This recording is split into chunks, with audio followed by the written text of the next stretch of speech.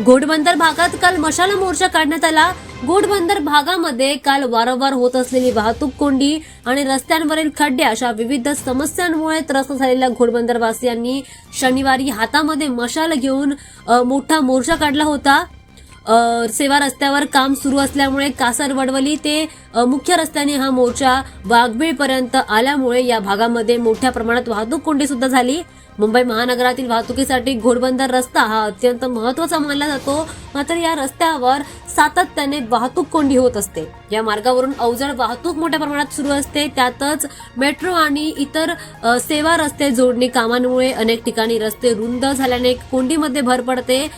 स्थानिक नागरिकांनी या कोंडीमुळे हैराण झाले, त्यामुळे या वाहतूक कोंडीवर उपाय काढण्याची मागणी सातत्याने केली जात होती। घोडबंदर मार्गावरील वाहतूक कोंडी सोडवण्यासाठी आणि अपघातांचं प्रमाण रोखण्यासाठी विविध घोषणा करण्यात येत असल्या तरी या समस्या अजूनही सुटलेल्या नाहीयेत। या पार्श्वभूमीवर ठाण्यातील अजय जया फाउंडेशनच्या वतीने हा मशाल मोर्चा काढण्यात आला होता। या मोर्चात घोडबंदर भागातील 200 ते 250 नागरिक सहभागी झाले होते, तर कासर वडवली नाक्यावरून या मोर्चाला सुरुवात झाली आणि या मोर्चामध्ये तरुणांपासून ते अगदी ज्येष्ठ नागरिक सहभागी झाले होते।